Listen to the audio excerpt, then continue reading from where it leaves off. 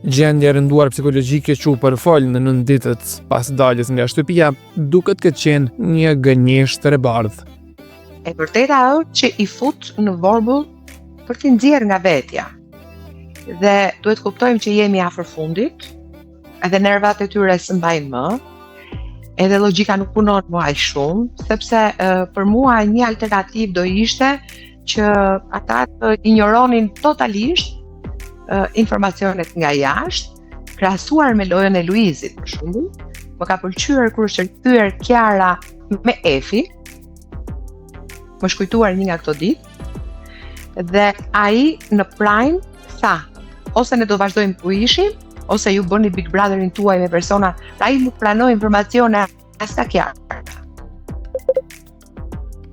Sepse ishte i mençur, e kuptonte që vetëm se i ngatron mendimet e tij dhe i prish strategjinë e lojës. Sepse shpeshherë në një shtëpi ku ti tashmë ke bërë kaq ditë pa informacion, duke luajtur lojën tënde dhe duke pa që po vini drejt fundit, pra po kapni dhe finale, sepse ato sinjalet i marrin nëpërmjet opinionistëve, i marrin nëpërmjet mesazheve, i marrin nëpërmjet dronave, po çdo gjë tjetër ardh nga jashtë, vetëm se i ngatron.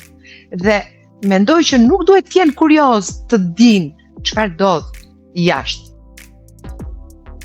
Luizi tha, ose bëni Big Brotherin me këta që keni fut, ose nxjerrini prap. Dhe fitoi pikë. Kështu që mendoj që Egli është lojtare.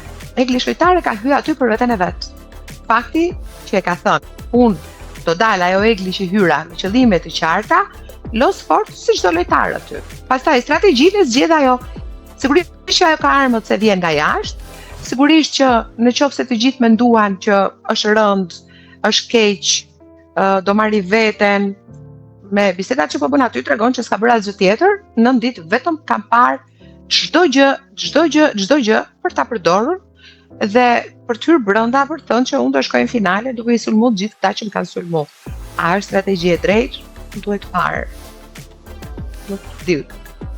Unë nuk e mendoj që Egli e ka finalen, por gjithçka ndodh.